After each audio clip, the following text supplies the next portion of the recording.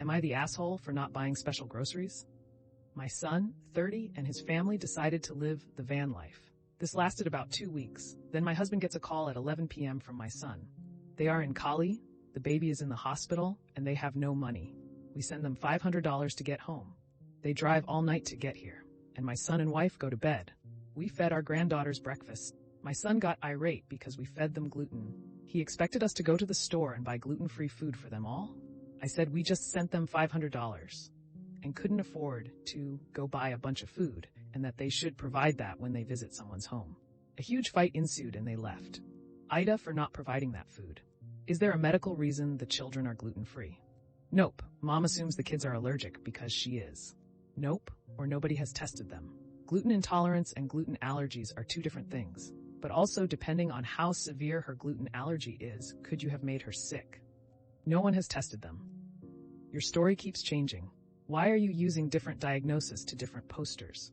You've said the mother is allergic, has gluten sensitivity, and was diagnosed celiac. OP confirms in other comments that daughter-in-law was indeed diagnosed celiac some months ago, and they've never been tested but assume they are because mom is. Celiac can be hereditary and it's difficult to diagnose, especially in children, and almost impossible in very young children. The process is to go off gluten for several months and then a diet of lots of gluten to see if it triggers an attack and confirm through blood work scopes, but sometimes several rounds of this are needed to trigger an attack. They've eaten gluten all their lives. Most people with celiac also ate gluten most of their lives until they discovered what was making them so sick. You are telling me that a diagnosed celiac who thinks her children have it as well is feeding her children gluten? Something isn't right here. And you have confirmed in another comment that they have told you they don't want their children eating gluten. You fed their children. What is a legitimate concern about gluten intolerance? Never mind about cross-contamination to their mother. Edit 2.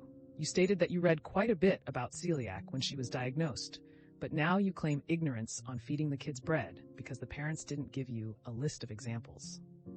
I didn't go out of my way. I just fed them what I had on hand. OP had eggs but added in bread. INFO. I agree that you shouldn't have to buy gluten-free food per se. However, did you know the children were on a gluten-free diet prior to this breakfast? Could you have accommodated it without buying food and chose not to? Edit. Going with you're the asshole. Since the gluten-free transition was not a surprise, and the breakfast was eggs and toast. The toast was completely unnecessary. Eggs would be enough to carry the grandkids until the parents woke up. Edit. I'm putting another comment I made here. I really don't believe you did any research at all if you don't understand the basics of celiac, which is very, very basically wheat. Not to mention, depending on the severity of her case, the kids being gluten-free is to protect mom. They're now cross-contaminated.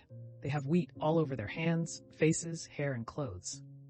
Am I the asshole for refusing to call for pizza and telling my daughter if she wants pizza, she can call the place? My daughter is 15 and stays home by herself sometimes. We have a money fund for these days so she can order some food if she doesn't want to make herself dinner. Really simple. My daughter has anxiety and doesn't need meds, according to her doctors. She was on the lowest dose, and it was way too much for her. Really, we work on confidence, boasting/counselor. Yesterday, my wife and I were not home. My daughter wanted to order some pizza. The place she wanted pizza from only does phone calls for orders. She texted me and asked me to call the place and make an order. I told her no, and she can call them herself. That money is on the table, or she can make herself a sandwich for dinner.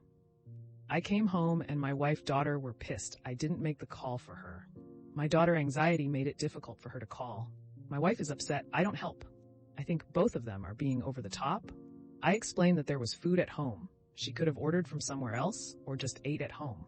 They both think I am jerks, and I told her she needs to be able to make a phone call or she is going to run into many roadblocks. I also pointed out that not everyone has online ordering. Not the asshole.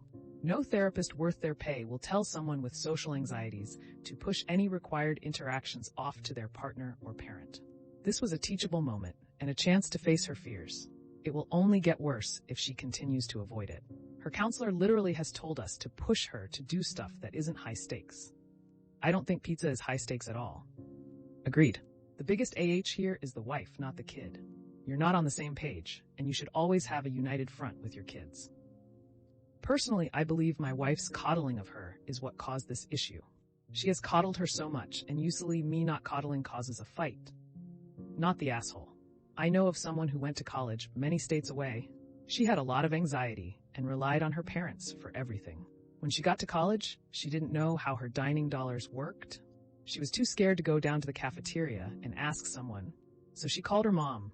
Her mom didn't know, so she just started ordering her daughter groceries to be delivered to her, spending more money and enforcing her daughter's need for a social crutch. Your job as a parent is to prepare your child for the world, to make them independent and a functioning member of society. Your wife is not doing your daughter any favors by treating her like a delicate flower. Also, just a suggestion, if your daughter wants something when you are gone, make her call you and not text you. It might help her get over her phone anxiety if she starts by calling people she knows. No, part of learning to deal with anxiety is by doing low-pressure things like this. It would have been incredibly anxiety-provoking to call, but she might have felt slightly more comfortable with it once she was able to do it successfully with no negative repercussions. That goes a long way to help rid the flight aspect of anxiety.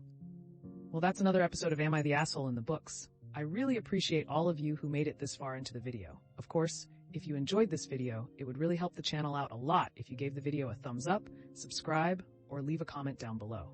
I hope that you enjoyed it, and I'll see you next time.